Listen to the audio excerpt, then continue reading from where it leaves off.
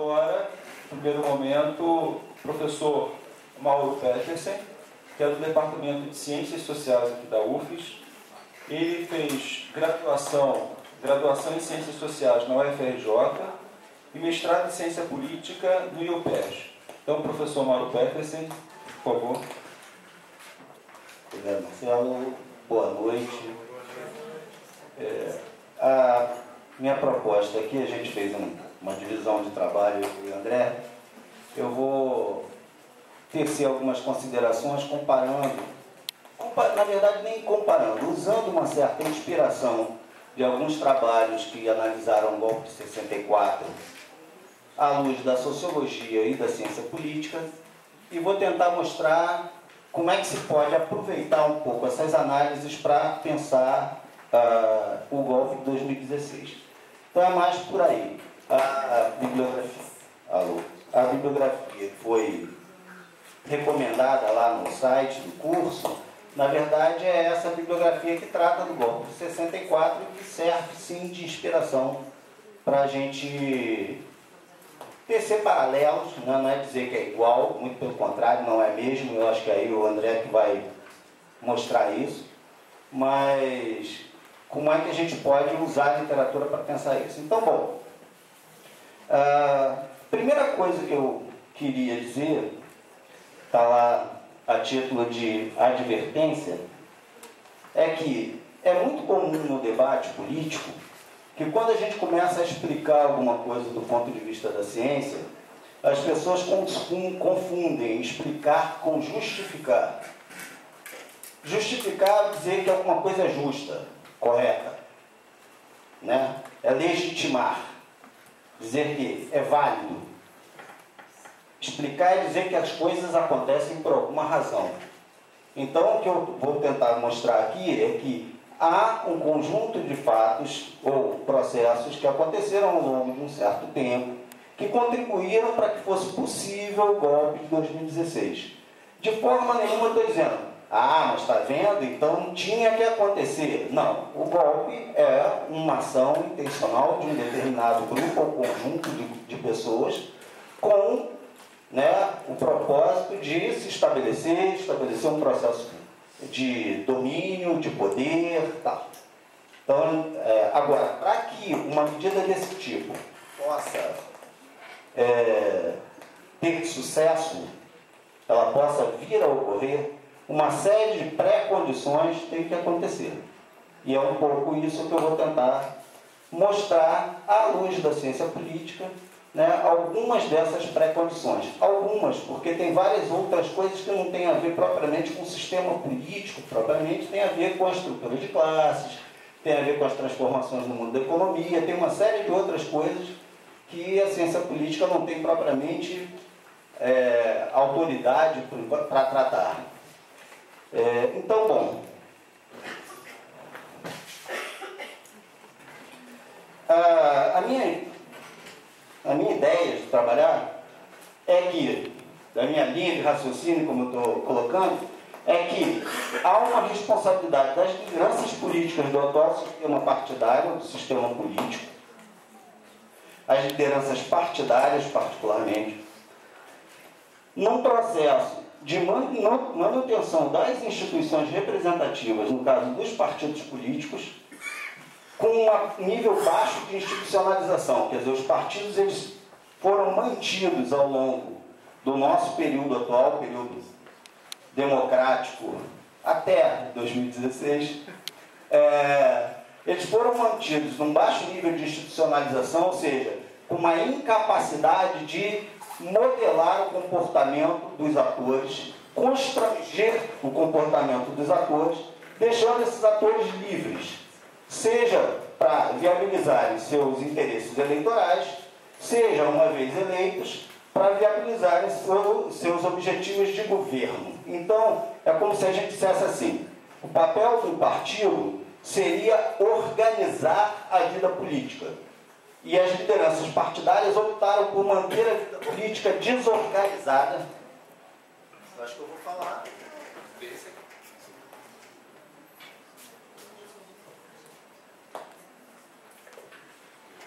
Alô? manterem a vida política desorganizada, tá esquisito, né?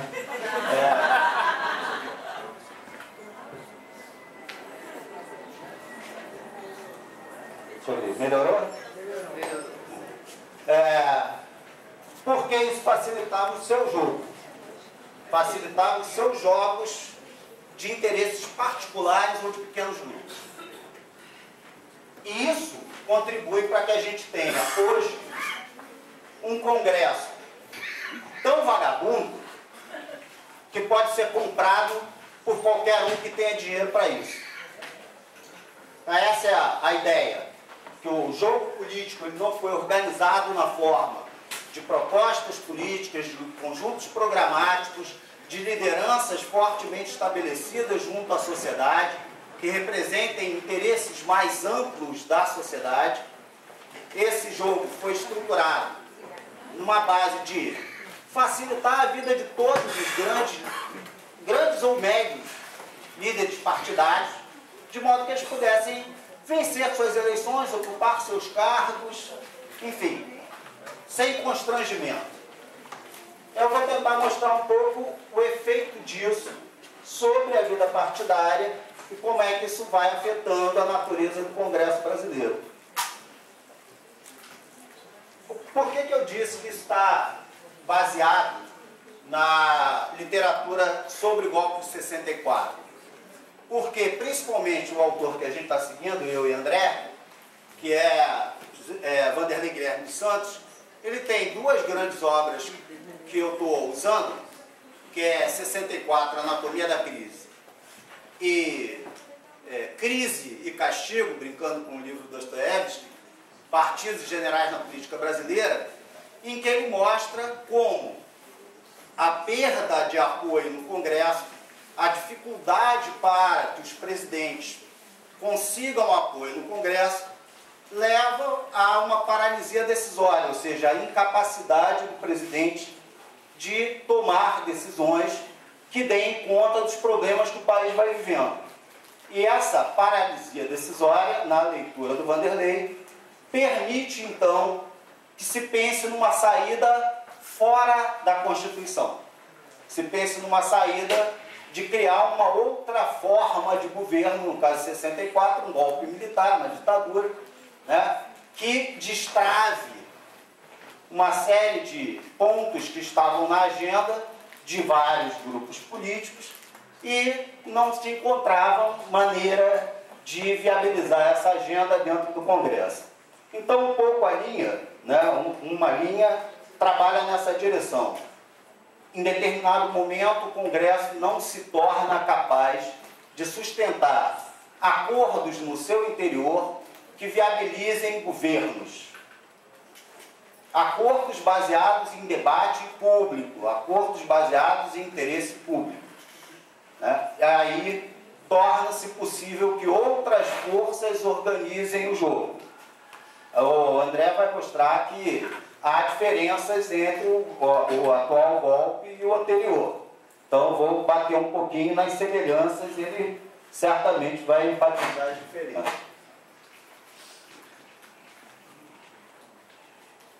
Então, para nós, ali, como consequência, então, desse jogo das elites partidárias, os partidos, em sua maioria, e há exceções, foram mantidos num baixo nível de institucionalização, sendo incapazes de estabilizar suas identidades programáticas, chegar a olhar para a imensa maioria dos partidos existentes no Brasil hoje. O que eles significam em termos de projeto para a sociedade brasileira?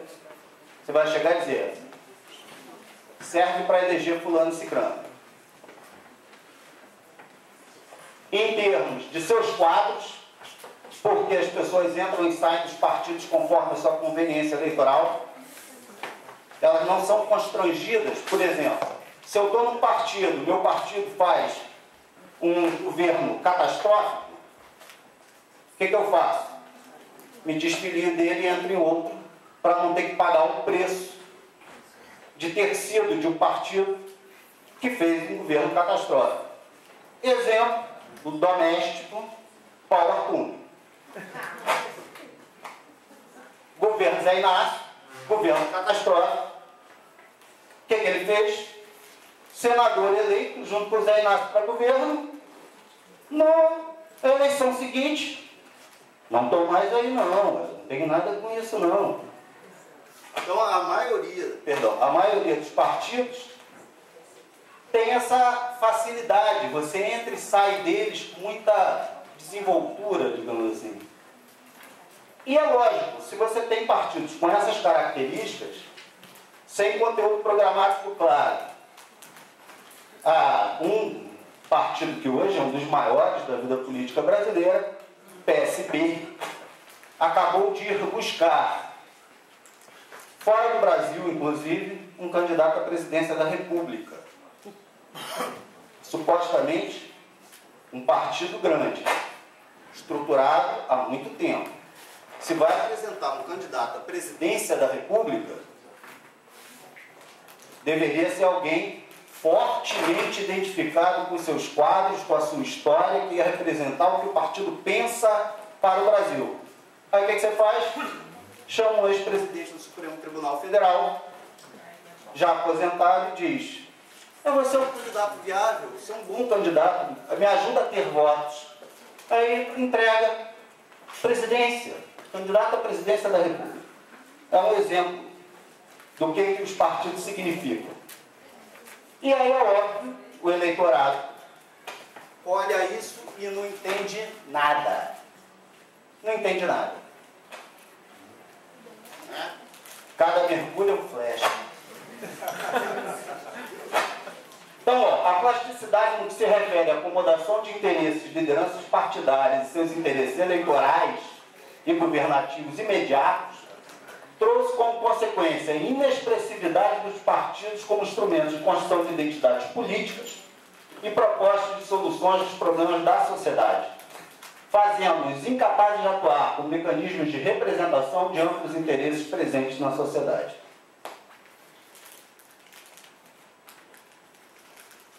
Então, né?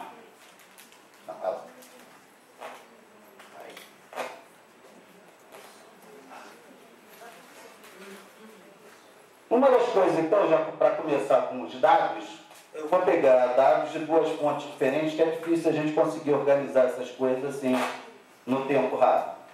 Então, estou pegando a tese do Carlos Ranulfo de Mello, que trabalha com migração partidária, troca de partidos pelos deputados federais, e ele pega o período de 83 a 2003, mostrando a quantidade de deputados que troca de partidos ao longo das legislaturas.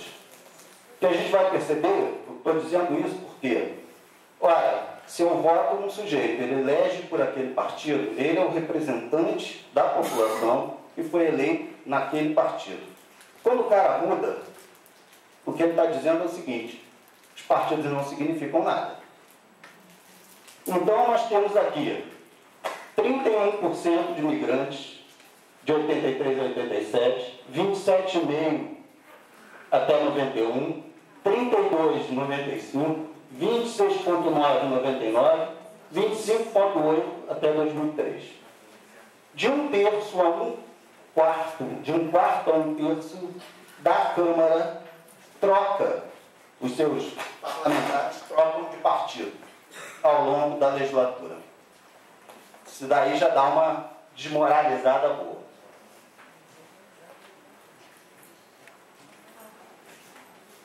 Pegando dados mais recentes, aí tem uma pequena superposição aqui.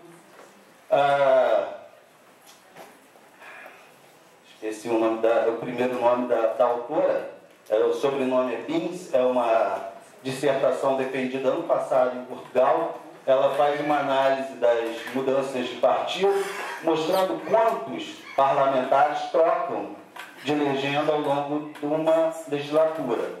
Lembrando que são 513, 211, 224, aí adota-se uma legislação que diz que se o cara sair, ele perde o mandato. Aí cai. 76, só que se deixa algumas janelas para que, na conveniência, o cara possa mudar de partido. Quer dizer, o jogo da acomodação de interesses eleitorais continua sendo mantido. Sendo conveniente, em algumas datas específicas, o sujeito pode mudar sem medo de perder o mandato. Aí volta a crescer na legislatura anterior à troca de partidos, para 117.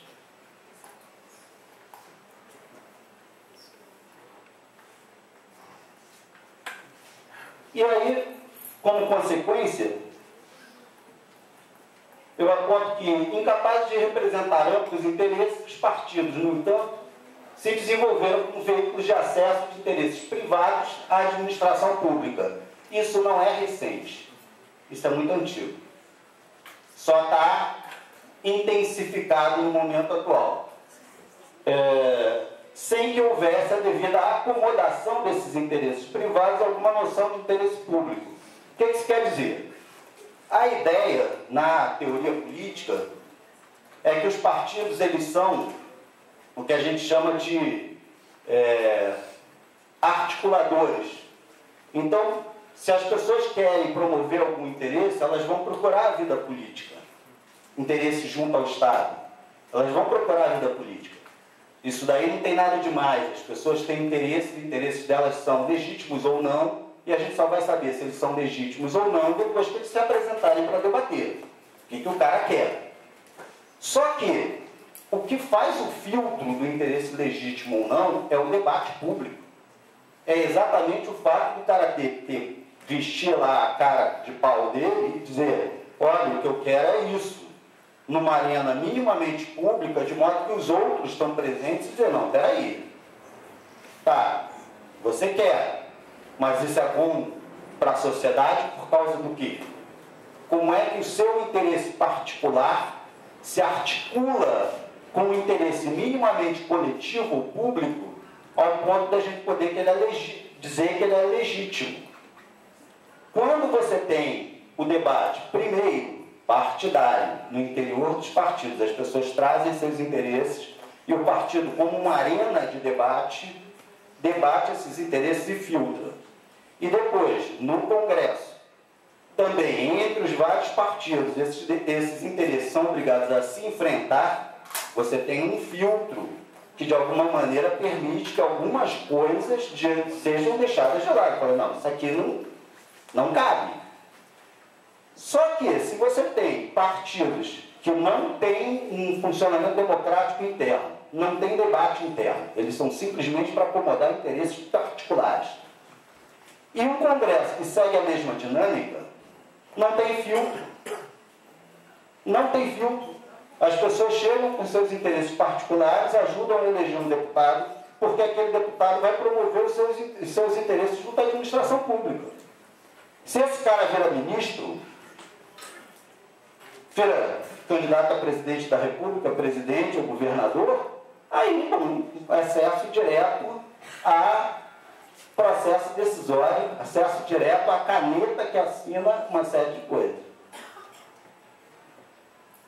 Então, o que a gente tem? Um estímulo a que os interesses particulares, especialmente aqueles que podem movimentar muito dinheiro, e as campanhas eleitorais são particularmente caras, comprem seus representantes. Nós vimos no escândalo da JBS que a JBS tinha um rebanho de parlamentares. Consta que alguma coisa em torno de 200. Então, olha, é um rebanho.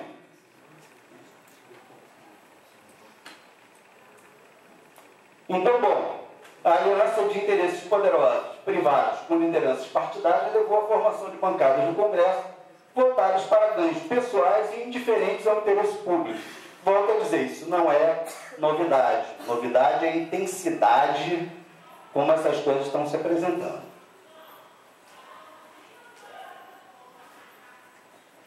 Um dos conceitos mais interessantes da ciência política brasileira dos últimos tempos é o que a gente chama de presidencialismo de coalizão. Supostamente, no presidencialismo, quem nomeia ministro é o presidente.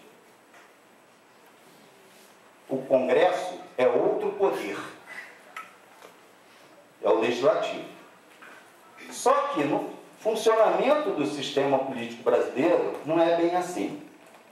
Quando o presidente ele precisa de apoio do Congresso para aprovar as coisas, ele procura os partidos, vê pelas bancadas que os partidos têm no Congresso e começa a negociar. Ah, eu te dou o ministério não sei o que em troca de apoio. Eu te dou a estatal não sei o que em troca de apoio. Eu te dou a secretaria de qualquer coisa em troca de apoio. O resultado é o quê?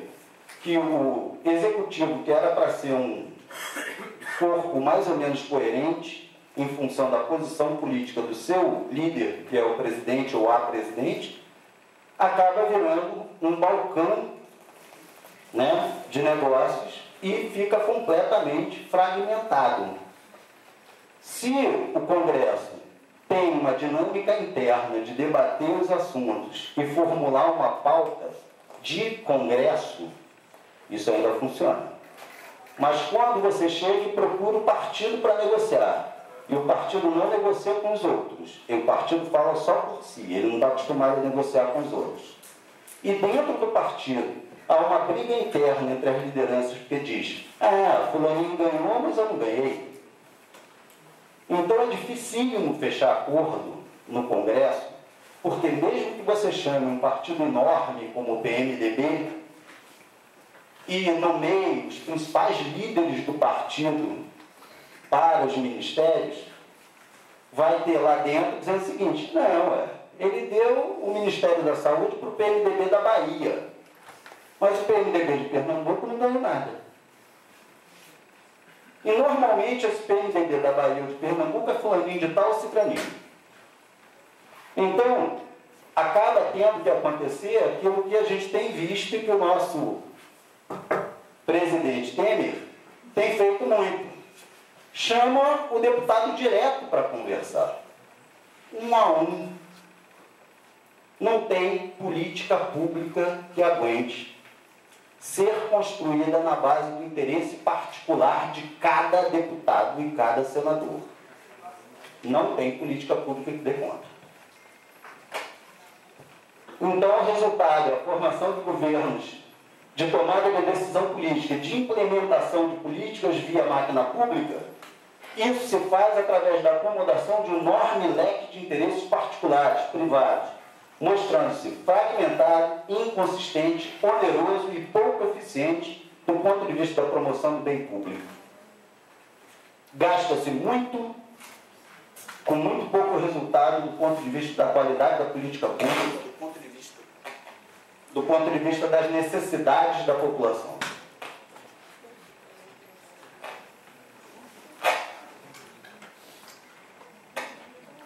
O resultado? Bom, eu quero um partido para mim. Eu quero ser líder partidário. Se o presidente, o governador, né, estamos falando do nível de presidente, estamos falando do nível federal, vai negociar com a liderança partidária, qual é a ideia?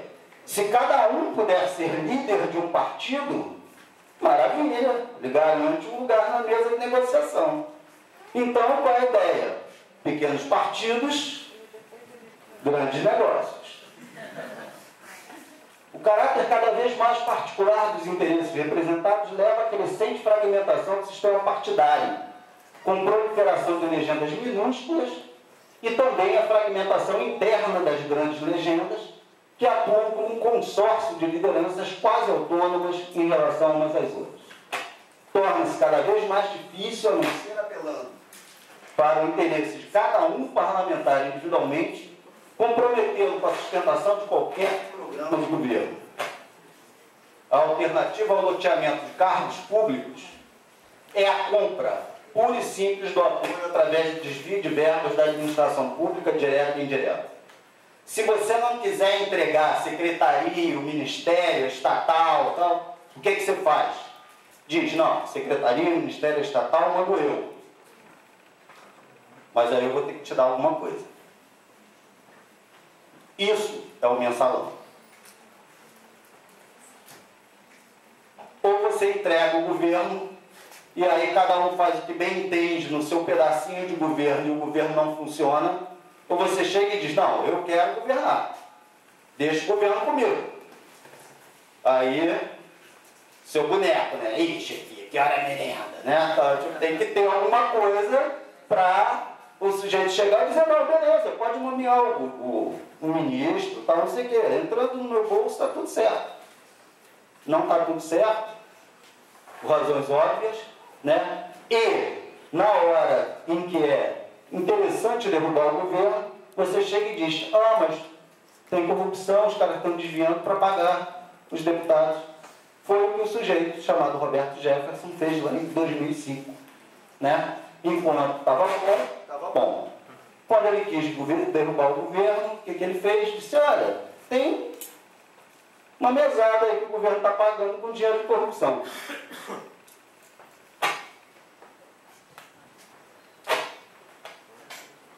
Então é isso, aí você usa empresas e agentes financeiros, doleiros e outros, agências de propaganda, para disfarçar tanto esses desvios como os pagamentos realizados.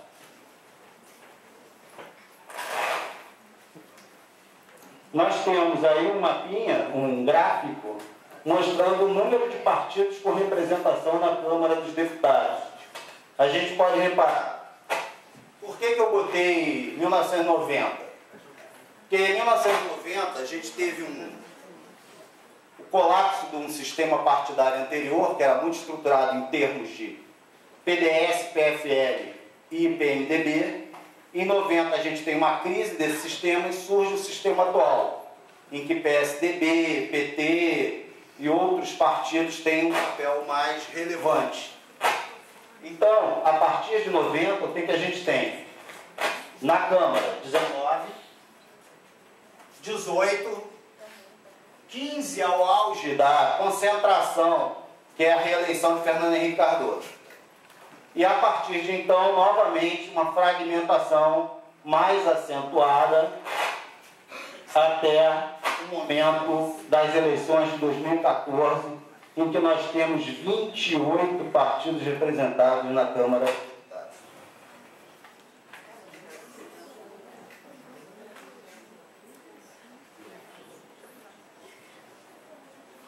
Se a gente pegar e dizer, ah, mas pode ter 28, mas um monte de pequenininho.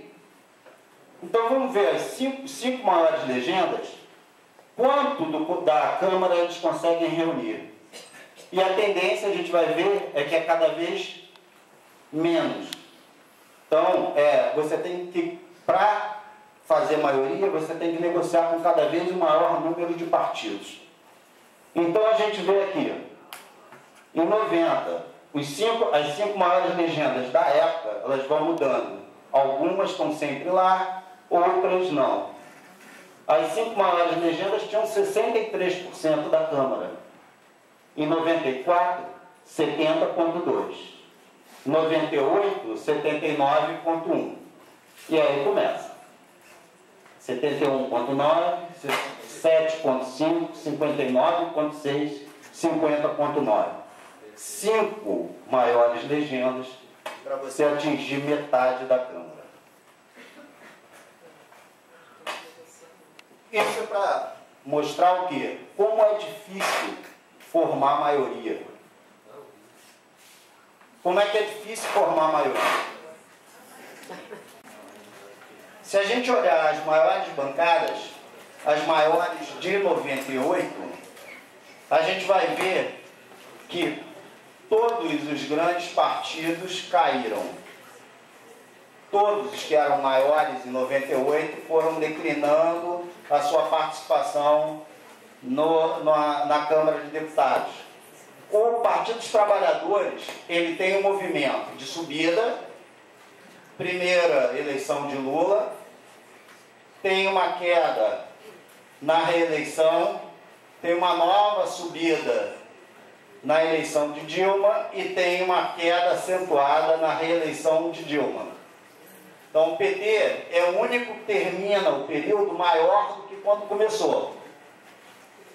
Todos os demais, o PFL-DEM, é interessante que ele tem uma linha reta.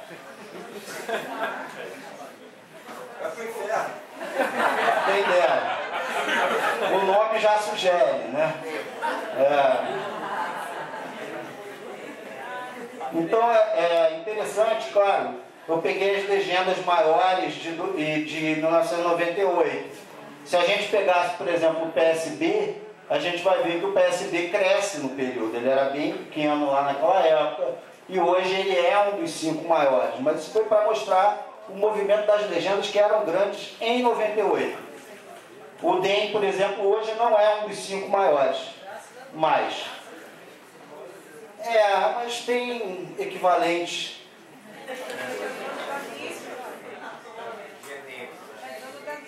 Aí, bom, só para entrar pelo lado da opinião pública e ver como é que se rebate no eleitorado, que aí eu já vou encaminhando para fechar a apresentação. Existe uma pesquisa feita por Campinas, um instituto chamado CESOP, Estudos de Opinião Pública, Centro de Estudos de Opinião Pública, que faz, então, essa pesquisa, o ESEB, Estudos Eleitorais Brasileiros, em que eles perguntam de 4 em 4 anos uma série de coisas para a população. Tem anos em que a pesquisa é bem maior, tipo 2.500 questionários, tem anos que é um pouco menor, é 1.000, mas eles tentam manter uma certa regularidade para monitorar como é que está caminhando a opinião política, pública política do eleitorado brasileiro. Às vezes, uma perguntinha importante falta num ano, então vocês vão ver que aí aquele ano aparece zerado ali, né? Isso é uma falha, não era para faltar, mas enfim, acontece. Nível de satisfação com a democracia no Brasil. Nada satisfeito. Aí estão os anos, né? 2002, 2006, 2010, 2014. Olha só, quando lá em 2002, o nada satisfeito estava aqui acima dos 25%, né? Vem baixando bastante. Teve um ponto mais baixo em 2010 e subiu novamente em 2014. Então, a gente vê assim, houve uma melhoria da imagem da democracia junto ao eleitorado brasileiro durante um período e depois essa imagem piora um pouquinho. O pouco satisfeito acontece a mesma coisa, ele vai caindo e tem uma leve subidinha em 2014. Nem satisfeito, nem insatisfeito, quase ninguém, né? Então a coisa estava mais polarizada, digamos assim, satisfeito ou não em 2002, e vai aumentando o número de indiferentes, digamos assim, né? Nem satisfeito, nem insatisfeito, até 2014. O barato é o grau de satisfação, que ele passa de 25% a 40%, 2002, 2010, e cai para pouco abaixo de 35% em 2014. E os muito satisfeitos, deixa eu sair daqui da frente, é pouquinha gente, né? 5%, menos de 10% é o ponto mais alto, depois baixa. O que significa? Se a gente somar esse pedaço com esse, que são insatisfeitos, somar esse pedaço com esse, que são insatisfeitos, está meio parelho, né? Está meio parelho. Tem muita gente, se a gente pegar aqui, ó, nada satisfeito em 2014, tem quase 15%, e pouco satisfeito tem 20 e tanto. Então tem uma parcela da população brasileira que olha para a democracia e diz: o negócio não está funcionando não. Quando você pergunta uma outra coisa assim, você pergunta, mas você concorda que a democracia é a melhor forma de governo, apesar dos seus defeitos? Aí tem uma galera que chega e diz: sim, concordo.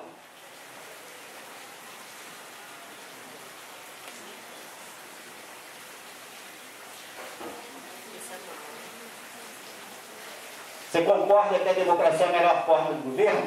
Discorda muito. Quase ninguém.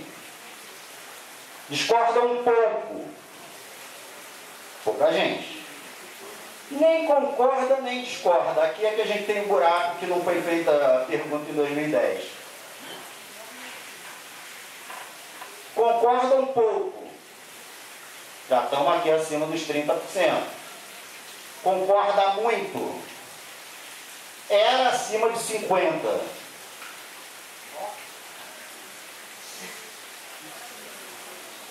Então, é assim, isso em 2014, a gente está em 2018.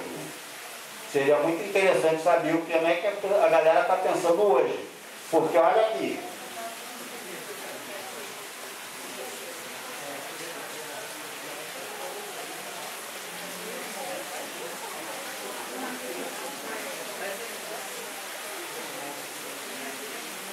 Essa é uma pergunta importante que tem a ver também com a vontade das pessoas votarem ou não. Você acredita que o voto faz diferença? Influencia alguma coisa? Se a pessoa chegar e disser, não acredito. Voto não resolve nada, não pesa em nada. Aí dificilmente esse cara vai votar. Né? A gente sabe que com o comparecimento, apesar de ser obrigatório, o comparecimento no Brasil é significativo, independente de ser obrigatório ou não. Muita gente gosta de votar. Então, a gente tem aqui. Acredita que o voto influencia? Ele vai crescendo, ó, até 2010. Em 2014 tem uma queda. E é o nível mais baixo da série histórica. Está acima de 60%? Tá. Mas ainda assim, baixou quase 10% entre uma eleição e outra, entre 2010 e 2014. Quer dizer, já tinha alguma coisa rolando, né, que vai desanimando, vamos dizer assim, o pessoal com os instrumentos democráticos.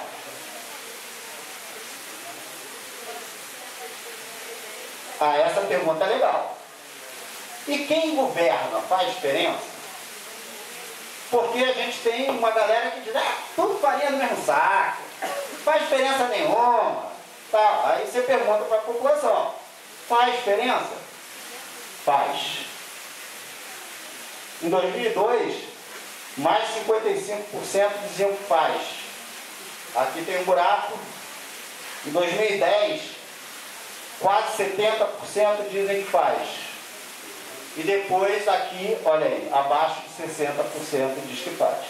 É muita gente? É, mas tem um movimento de decepção com a democracia. Com o voto, da escolha de governantes.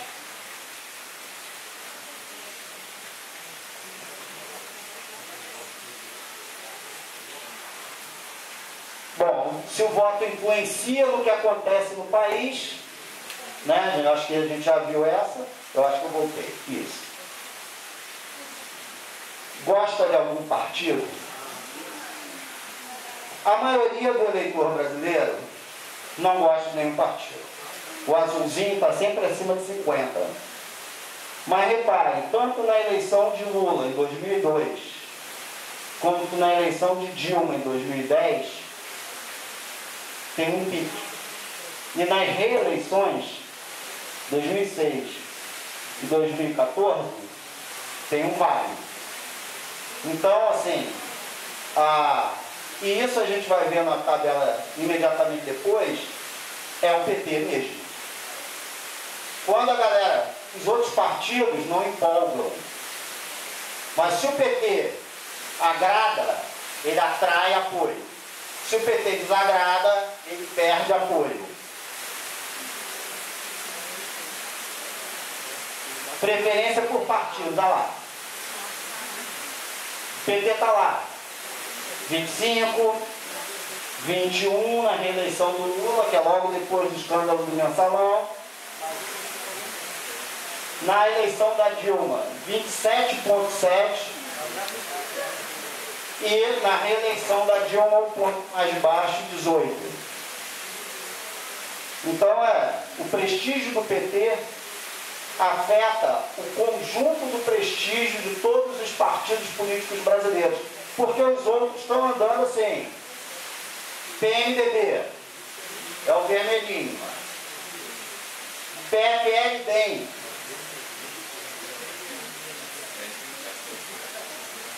PSDB.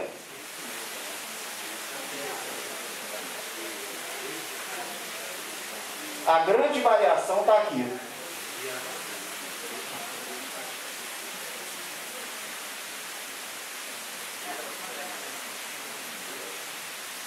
E aí, bom, qual é a conclusão? Sinceramente, podem chamar de petralha o quanto quiserem. Eu fui filiado àquele partido durante 18 anos, saí por muitas críticas em 2000, ou seja, bem antes da eleição do Lula. Continuo dizendo o que eu dizia antes. Só existe um partido grande neste país. É o único partido que é responsabilizado pelos seus erros e é premiado pelos seus acertos. É o único que a população enxerga como partido e que a imprensa faz questão que enxergue como partido. Quando alguém do PT faz uma merda, aparece lá, deputado do PT, tal, de quando é de outro,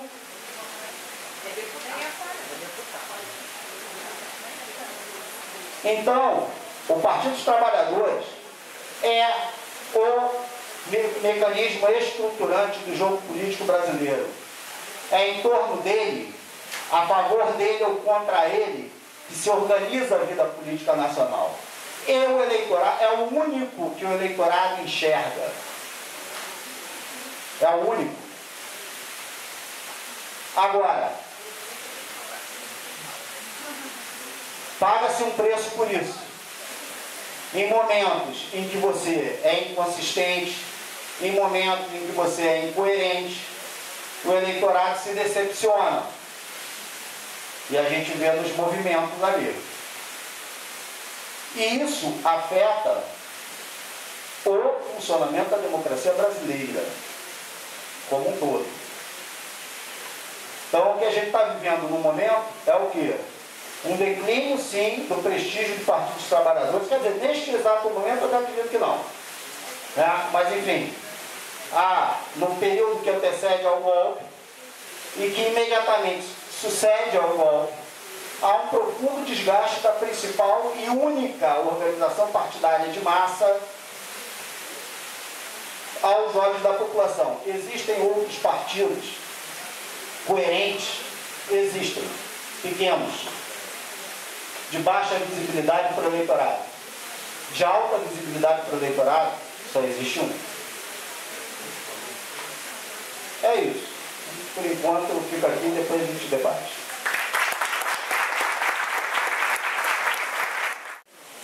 O professor André, ele tem graduação em História pela Federal Fluminense, também mestrado pela Federal Fluminense e doutorado em Ciência Política pelo IUPESP. Professor André. Obrigado, boa noite.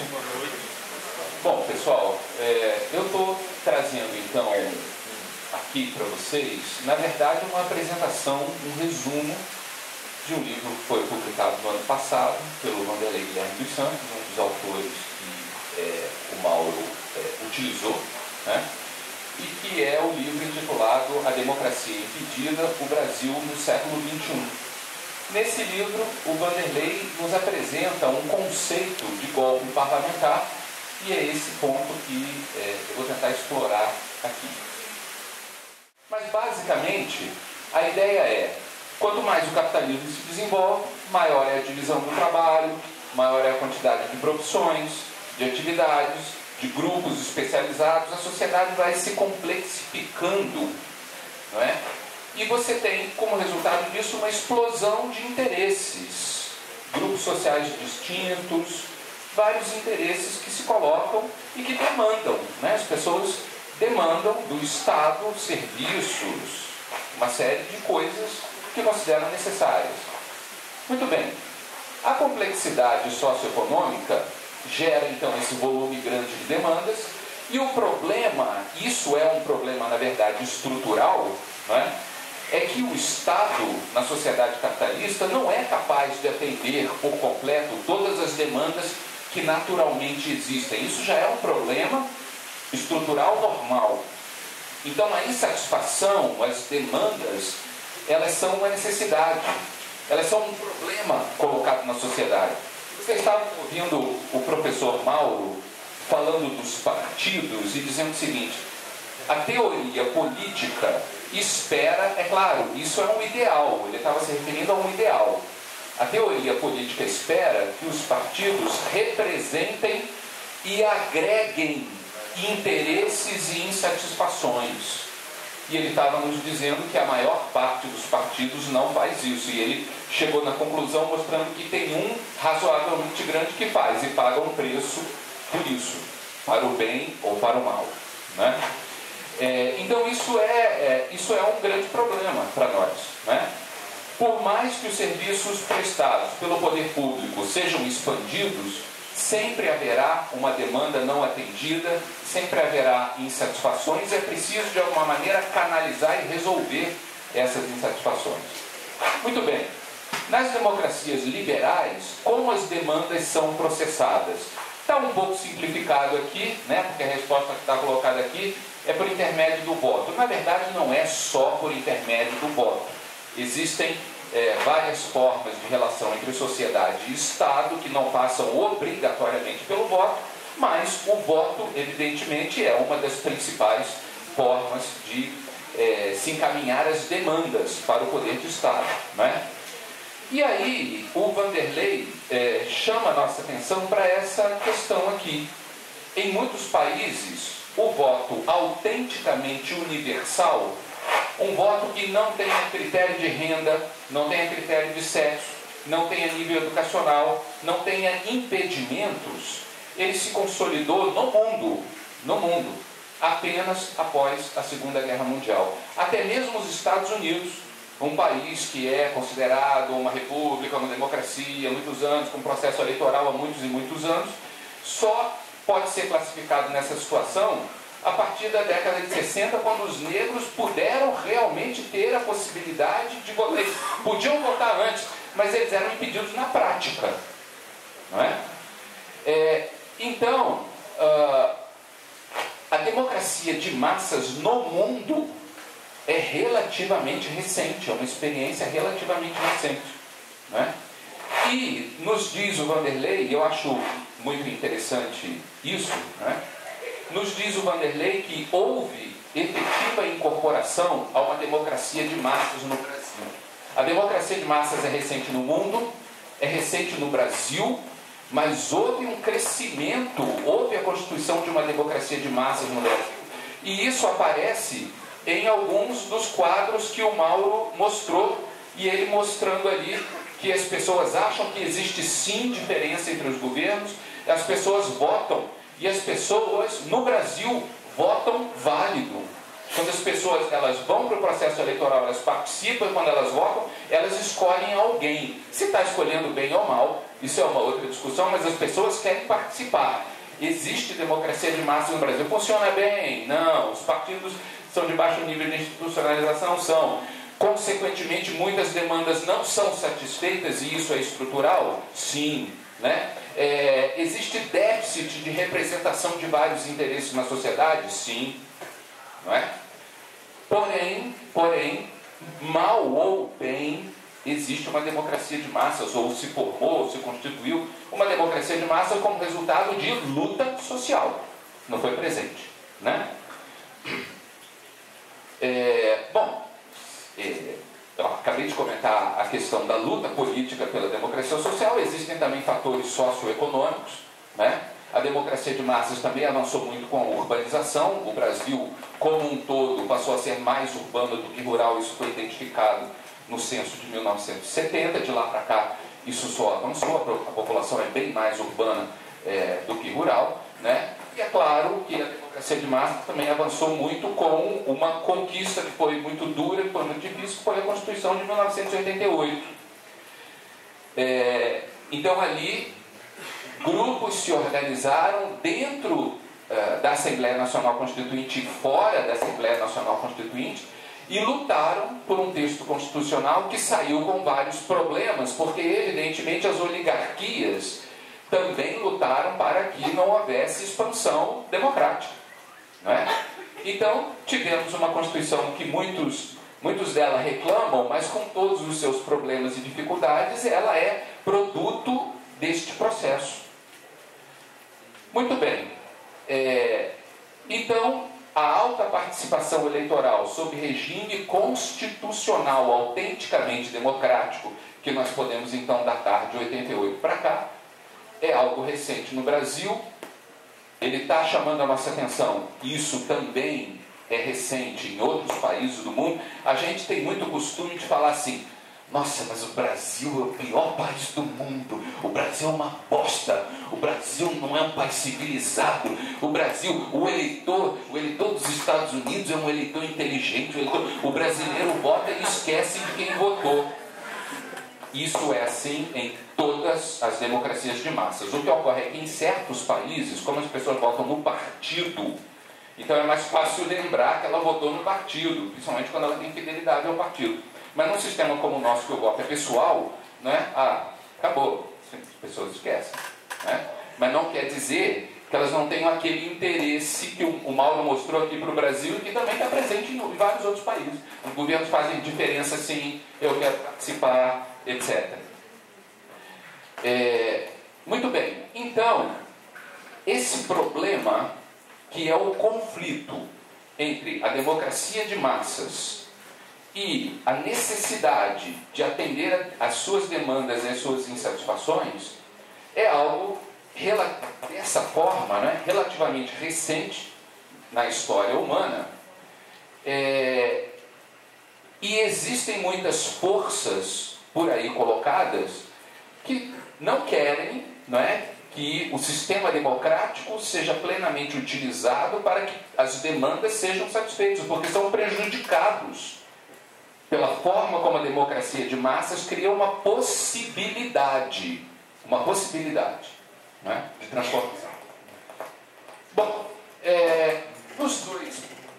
nos dois primeiros mandatos do Lula, todos nós sabemos disso, houve condições internacionais muito favoráveis e foi então possível promover políticas que levaram a uma relativa desconcentração de renda e, ao mesmo tempo, beneficiaram o empresariado.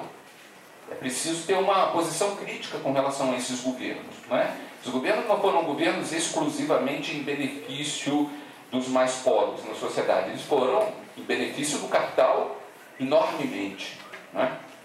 As duas coisas foram feitas e aí cabe discutir melhor em outros momentos quem ganhou mais. Bom, é claro, o capital sempre ganha mais. No capitalismo, o capital sempre ganha mais. Né?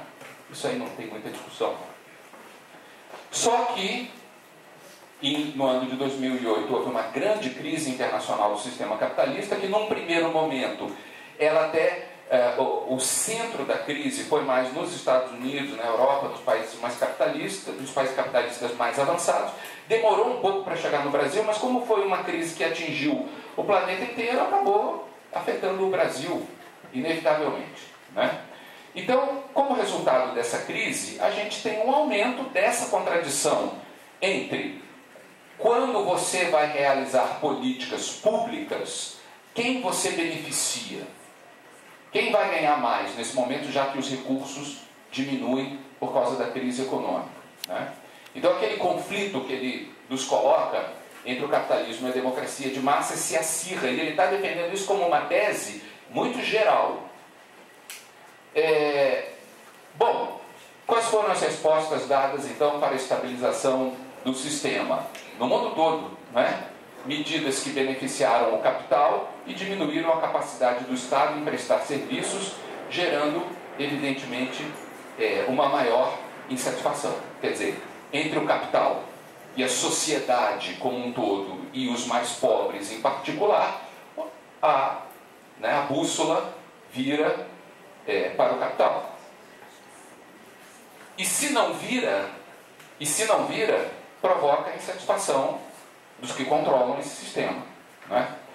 Nesse sentido, o Vanderlei então está nos dizendo o seguinte: olha, diante deste quadro de uma crise internacional do sistema capitalista, com consequências e com pressões do capital para que o poder público no mundo inteiro se vire para os interesses do capital. Isso aconteceu no governo Obama de uma maneira muito clara.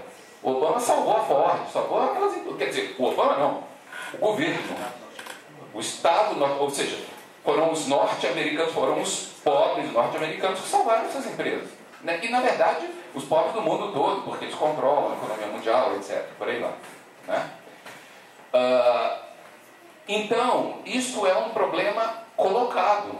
Né? E aí nos diz o Vanderlei, bom, nos Estados Unidos, eles resolveram de uma determinada forma. Né?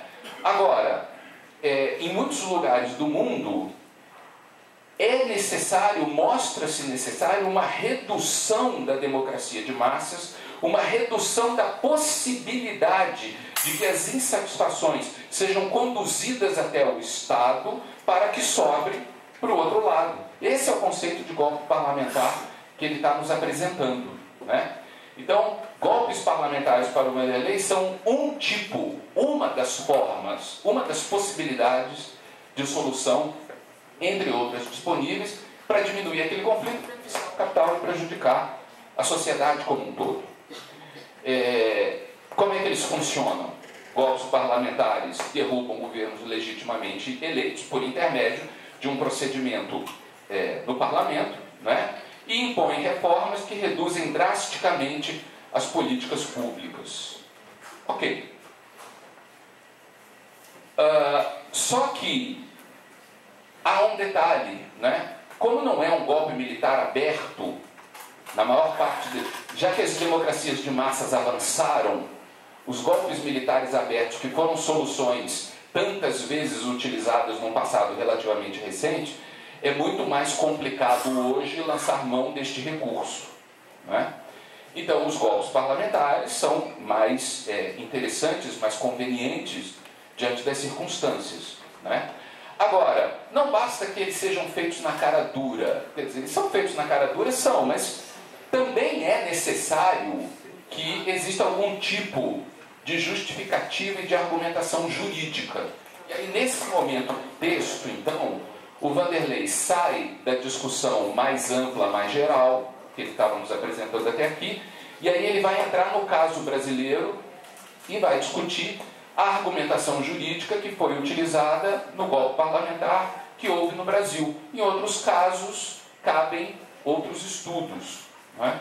Vocês viram aqui na apresentação da quarta-feira passada o professor Maurício fazendo referência a outros golpes desse tipo na América Latina. Nós vamos ter uma aula do professor Tom Gil e isso voltará a ser, para outros casos, né? Voltará a ser discutido melhor. Muito bem, nos diz o nosso autor, qual é a origem da fórmula jurídica posteriormente utilizada pelo golpe parlamentar? Quer dizer, ela foi inventada antes do golpe propriamente. Foi a ação penal, ela foi elaborada durante o julgamento da ação penal 470, que foi o julgamento do mensalão no STF. Esse julgamento deu-se entre 2 de agosto de 2012 e 13 de março de 2014, e durante o seu andamento ocorreram os eventos de junho de 2013, né? Quando houve aí as passeatas, as manifestações de 2013, uma das várias e várias bandeiras que apareceram ali é Joaquim Barbosa, presidente do Brasil. Né? Ele estava lá no julgamento e ele era o grande honesto, o relator, o grande honesto. Apareceu ali esta figura alimentando esse discurso, contra os partidos, contra os políticos, como sendo uma suposta solução para o caso brasileiro. Né? O julgamento do mensalão e a cobertura de mídia do julgamento do mensalão foi absolutamente fundamental para colocar a questão da corrupção num ponto de extremo destaque, e tanto que então, quando as manifestações aconteceram, esse argumento já estava disponível, essa demanda já estava trabalhada, não é? E muitos então dos que foram para as ruas foram em torno dessa demanda. É muito interessante que uma das principais bandeiras de junho de 2013 tenha sido o Hospital Padrão FIFA, que nos apontava para a demanda não satisfeita, não só pela saúde, mas pelos serviços públicos públicos de qualidade, né? Essa é uma insatisfação colocada. Quando a gente faz pesquisa de opinião no Brasil, sistematicamente, a maior insatisfação do povo brasileiro é saúde, dentro daquela questão das insatisfações não atendidas, né? Recentemente é que as pesquisas, em função de toda essa pressão midiática, porque historicamente corrupção nas pesquisas como aquelas que o Mauro estava mostrando e outras, historicamente o tema da corrupção tem uma presença muito baixa ali. Historicamente, a maior preocupação do povo brasileiro é, em primeiro lugar, saúde. Está falando de saúde pública, né? E mais ou menos empatados em segundo lugar, e isso varia de pesquisa para pesquisa. Mas aí, resumidamente, é educação, e é claro, educação pública e segurança. É isso. E o que está se demandando aí é que o poder público tenha uma capacidade de intervenção nesses campos de políticas sociais. Muito bem, só que esse evento, ele foi absolutamente fundamental para trazer o tema da corrupção como um tema de maior e grande destaque, não é? Deu a dica para que setores conservadores ocupassem as ruas com essa temática, mas eles estavam disputando com o Hospital Padrão FIFA. Só que aí é muito interessante que a bandeira do Hospital Padrão FIFA, ela some, e a bandeira da corrupção, do combate à corrupção, cresce, né? E a bandeira da luta social sem partidos, sem sindicatos, etc., ela cresce e, evidentemente, ela é fundamental para toda a questão política, toda a mudança política que nós estamos evidenciando, né? Bom, no decorrer do julgamento da ação, foram anunciadas pelos ministros, né, 3 teses que viriam a formar a base da fórmula jurídica do golpe parlamentar. Primeira tese: um ator que não seja o povo pode dizer o que é a Constituição. Segunda tese: cabe aos acusados provarem a sua inocência. Se não o fizerem, são culpados. A Constituição diz o contrário, né? Todos são inocentes, até se pobre, em último instante. Terceira tese: quanto mais elevada é a posição de alguém na cadeia de comando, mais facilitada lhe é a capacidade de apagar pistas no suposto crime que essa pessoa comandou numa cadeia de comando. Então, você é o chefe da cadeia de comando. Foi ele que fez o crime, mas você manda nele. Então você é o culpado. Aí você fala, mas não tem prova. Eu falo, foda-se, você que manda nele. Você apagou a prova do crime. Muito bem. O processo do mensalão possuiu como base empírica a acusação de crime eleitoral, ou seja, o uso de caixa 2. Não se deve confundir reservas de caixa 2, que é um crime eleitoral imputável a partidos, com desvio de recurso de caixa 2 e desvio desse recurso para crime comum de apropriação indébita. Se uma coisa leva a outra, você tem que provar que isso aconteceu. Os ministros do STF, porém, resolveram transformar em crime comum todo o processo de captação e distribuição de recursos de caixa 2, que era um processo que tinha como suposto chefe máximo do processo todo o José Dirceu. Então, né, quem quer pegar? Para condenar os envolvidos, foi necessário associar o repasse de recursos aos candidatos em compra de votos no parlamento. O Vanderlei nos diz o seguinte: olha, eu não nego que houve crime de caixa 2 no mensalão, né? Agora, por ser uma atividade ilegal, o Caixa 2, sim, proporciona chances de crime de corrupção, mas não conduz necessária e obrigatoriamente a ele. É preciso provar isso no processo judicial, com todo o direito de defesa, etc, etc.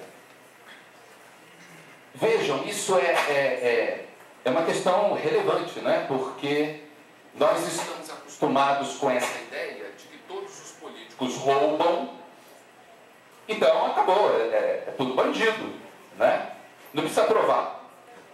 Isso se diz genericamente, mas se as pessoas são acusadas na justiça, é preciso provar, e a Constituição diz isso, tem que provar. Falar, você pode falar o que quiser, né? Mas na justiça você tem que provar. Muito bem, havia provas de movimentações de recursos ilegais, porém, elas foram usadas para conectar crimes eleitorais que ocorreram, tudo bem, a crimes comuns. Só que não havia provas desta ligação. E aí, esse detalhe que a gente está discutindo desde o início.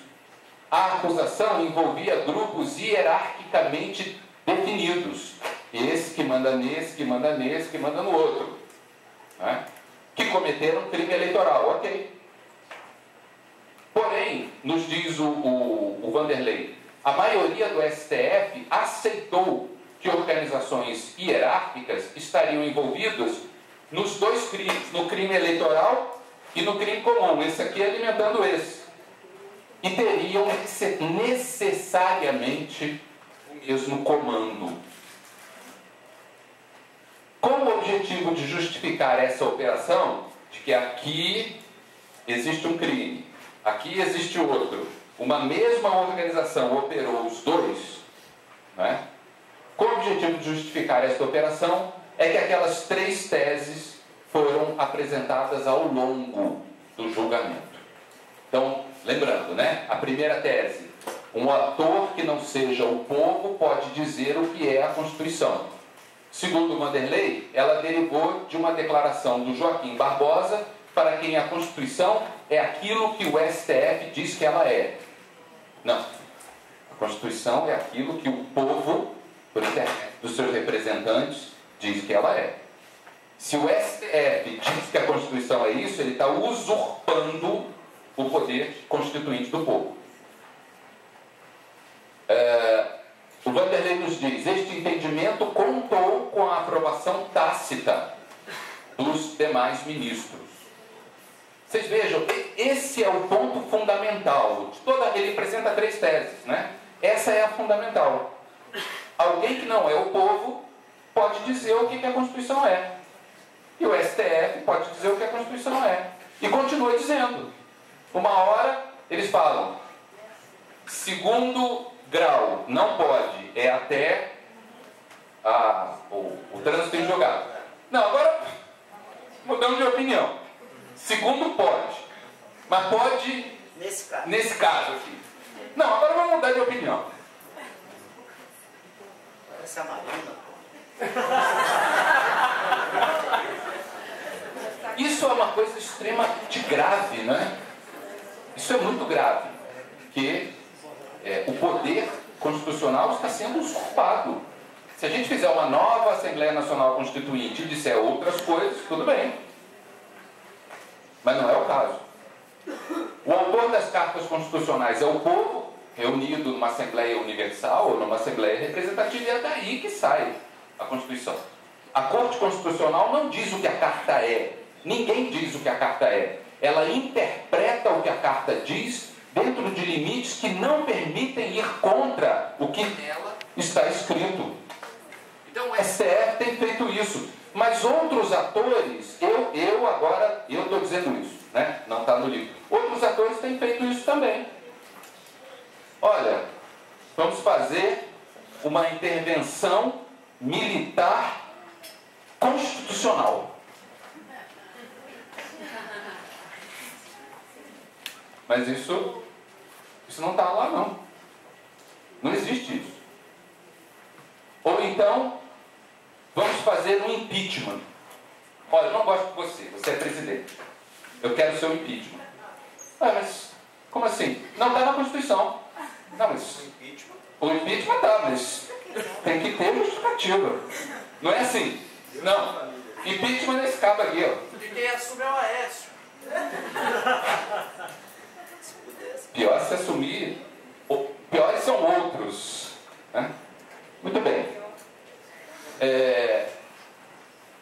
Então, né, quando o golpe parlamentar posteriormente aconteceu, os seus operadores usaram essa mesma lógica. Né? Atribuíram a si a prerrogativa de dizer o que é a Constituição ao conduzirem o processo que julgou o suposto crime de responsabilidade de Dilma Rousseff. A segunda tese, que já tinha falado antes, eu estou recuperando, né? Cabe aos acusados provarem a sua inocência. Se não o fizerem, eles são culpados. Este entendimento é óbvio, evidentemente. Ele é contra a Constituição.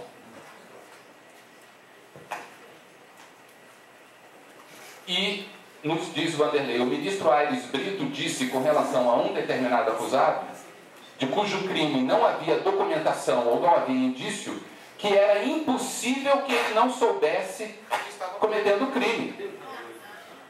Não tenho prova contra você. Mas você mandou nele. Ele foi lá e fez. Não tem prova. Mas, ué, como? Não importa, não tem prova. Você é o culpado.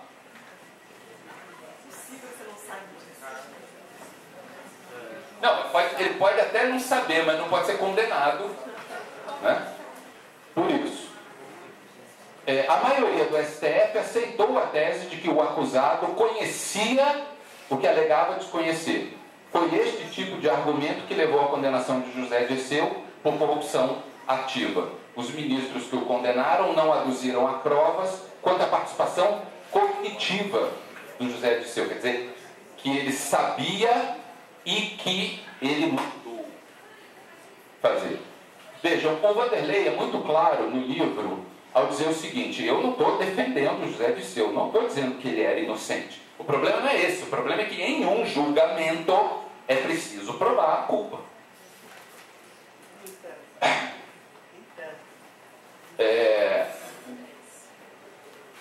E aí ele defende, né, que não há golpe parlamentar sem acusação de algum dolo agolpeada, a Dilma Rousseff, né, dentro da mesma lógica. No processo por crime de responsabilidade, não foi levado em conta, por exemplo, a ausência de prova quanto ao conhecimento da presidenta sobre possíveis crimes contra o orçamento. Não se aceitou a argumentação segundo a qual ela nada sabia acerca de eventuais e possíveis, se é que houve, crimes cometidos por subordinados.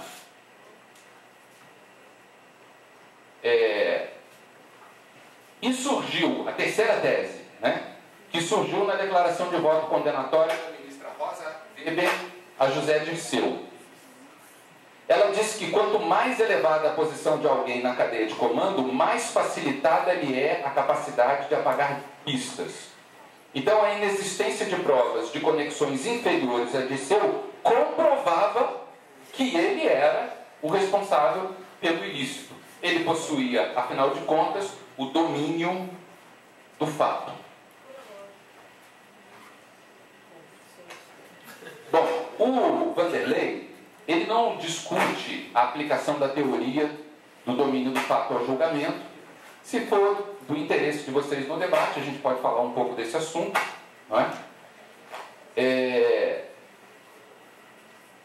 O que interessa mais é que o processo do mensalão versou sobre um suposto crime executado por uma organização hierárquica, e para condenar os acusados por crime comum, não por crime eleitoral, teria sido necessário oferecer interpretações que não são acolhidas pela Constituição.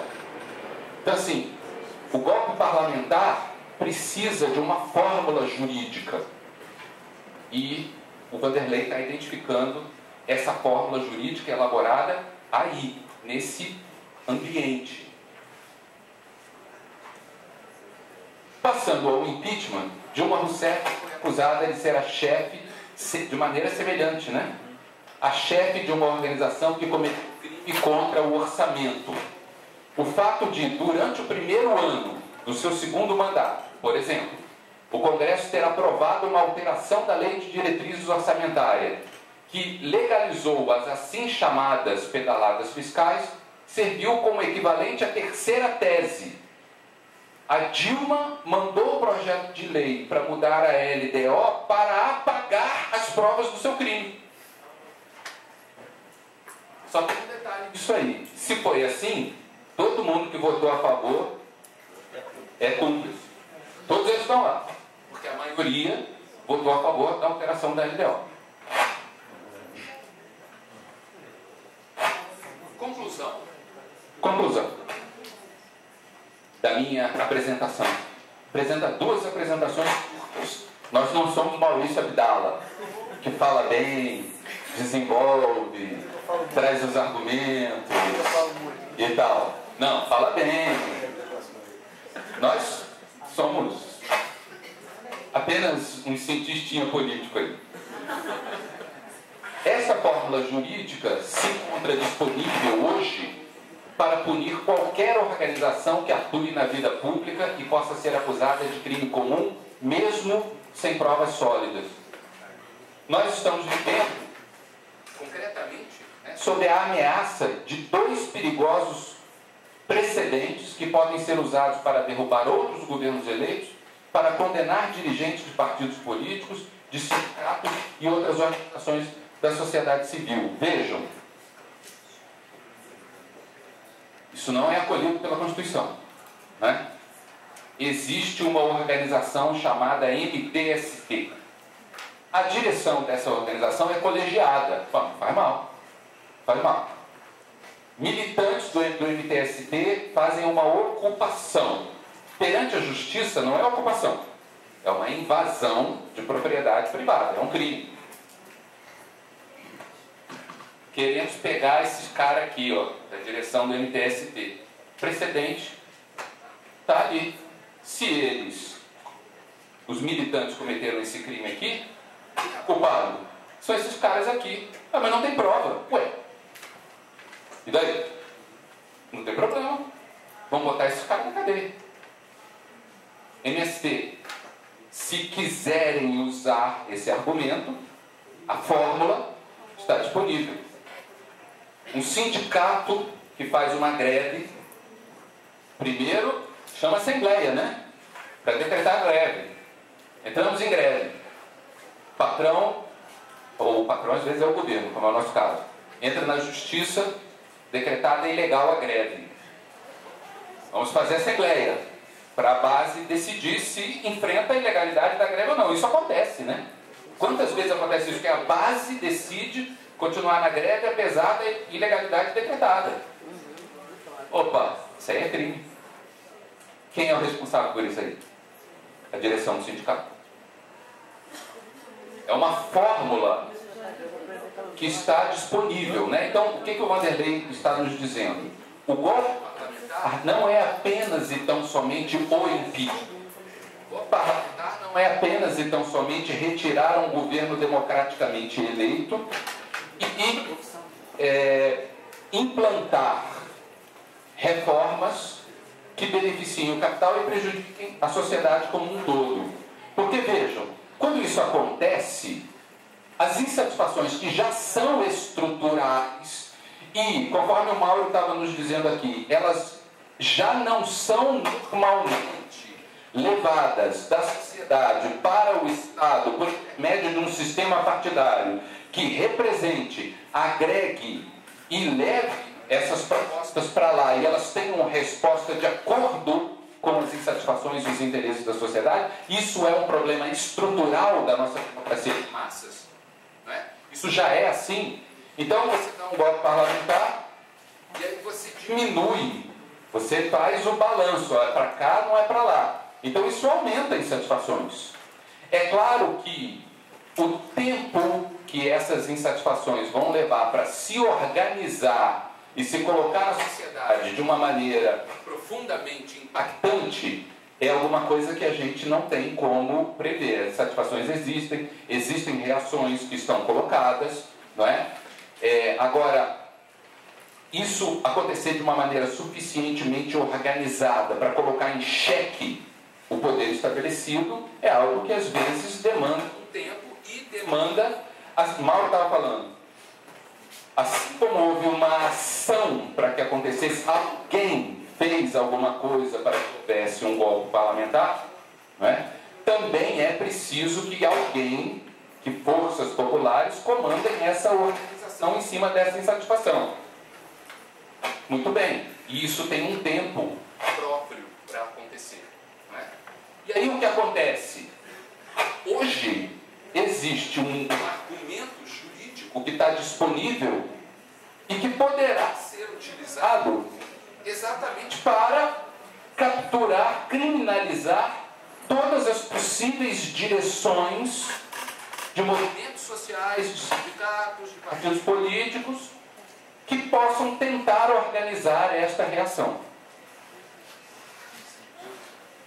Então, nós estamos diante de... Porque, não sei se foi você que fez essa pergunta sobre a ditadura, né? Você fez essa pergunta sobre a ditadura para o Maurício, mas então você perguntou, mas então não é uma ditadura? Se houve um golpe, não é uma ditadura? Você fez essa pergunta, né?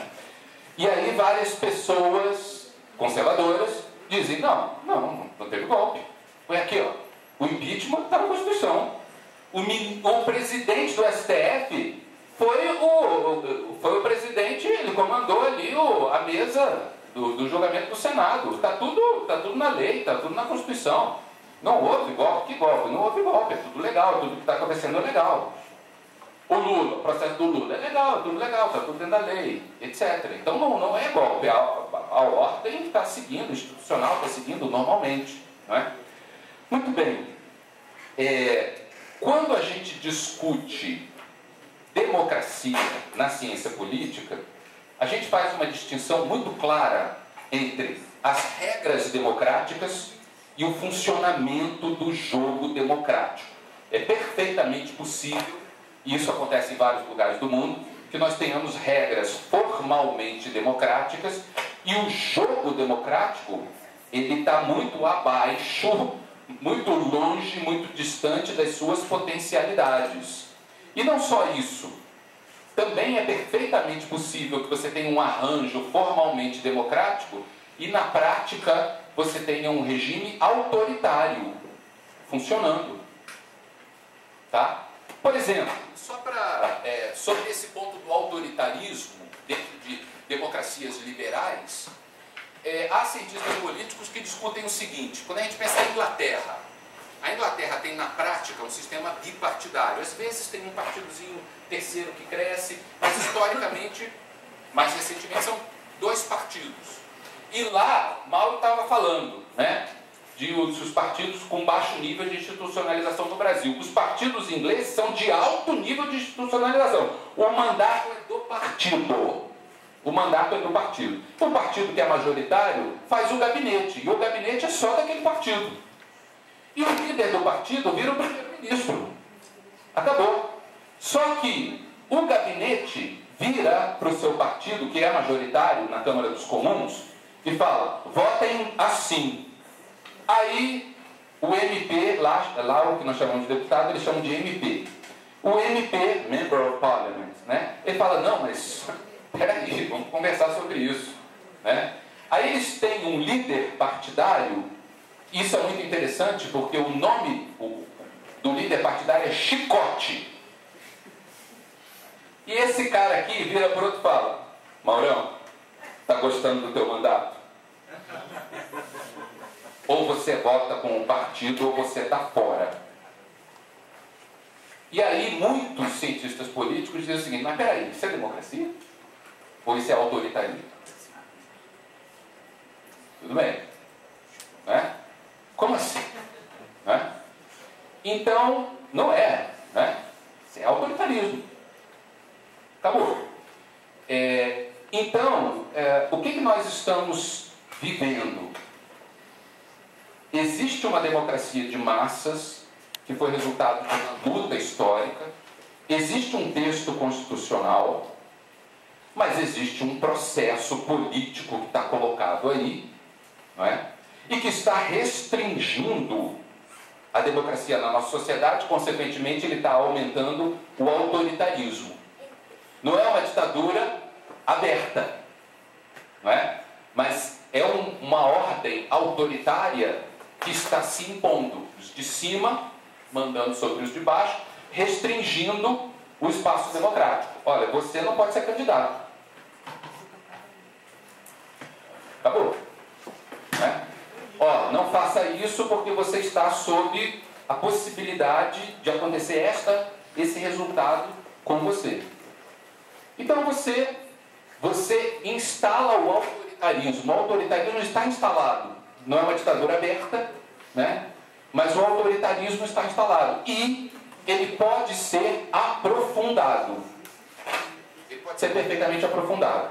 O Vanderlei nos falou de uma possibilidade. Existe essa fórmula jurídica e ela pode ser aprofundada. O nosso curso é sobre o golpe e a democracia no Brasil, né? Então a democracia, ó, ela tá indo embora.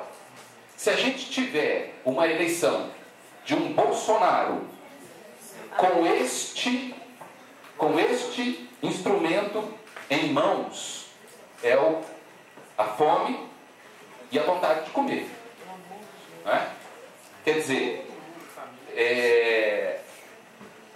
era isso que eu queria trazer para vocês, né? Eu, um pouco resumindo, acho que o Mauro mostrou algumas coisas muito interessantes da fala dele, de que a nossa democracia tem problemas estruturais, os partidos políticos têm um lugar e têm um papel. É claro que não são só os partidos, os sindicatos, os movimentos sociais, todas as formas de organização, as organizações novas, que são os coletivos identitários, todos têm um papel, têm um lugar na sociedade, e está havendo um grande conflito, um grande confronto em torno disso. Porque o outro lado também está organizado, não é? A universidade, historicamente, é um celeiro de militâncias. O professor Maurício estava falando na aula passada de voltar ao trabalho de base, etc. Historicamente, a universidade é um celeiro de militâncias. Mas a gente percebe que hoje a universidade é disputada. A direita religiosa disputa espaço na universidade. O Estudantes pela Liberdade está lá no CCJR. A esquerda mais tradicional está aí. Os coletivos identitários estão aí e convivendo com uma relação muito tensa e muito difícil com a esquerda tradicional, né? Os espaços estão em disputa. E os setores que têm interesse em reduzir o espaço democrático agora estão na frente, estão vencendo, né? Então, o que se coloca? O que se coloca é a necessidade dessa reação, né? Porque o quadro, a possibilidade para um avanço e um aprofundamento desse autoritarismo, e quem sabe até de uma ditadura aberta, eu não descarto como uma possibilidade. Parece ser distante, mas eu não descarto, porque quanto mais autoritarismo, vejam o argumento, para terminar. Vejam o argumento. O país está em chamas. De um lado, Bolsonaro. De outro lado, Lula na cadeia, botando fogo na nação. Aí vem o comandante do exército e fala: estamos preocupados. Aí vem alguém e fala: estou achando melhor a gente adiar as eleições por uns 2 anos, que, Bolsonaro, não dá. Aqueles que antes estiveram do lado dele, vem pra cá e fala assim: não, esse cara aqui é perigoso, mas aquele ali também é. Então, vamos chamar o poder pretoriano, que se coloca, fala, e não sofre nenhuma consequência disso, não é? E vamos adiar as eleições. Essa fala, essa proposta está colocada hoje, não é? Então, eu acho que o autor aqui, ele traz alguns elementos para a gente pensar, não só sobre o que aconteceu, mas sobre um processo. E é um processo que tem possibilidades. Se a gente não disputar essas possibilidades, a coisa vai piorar mais ainda. Obrigado.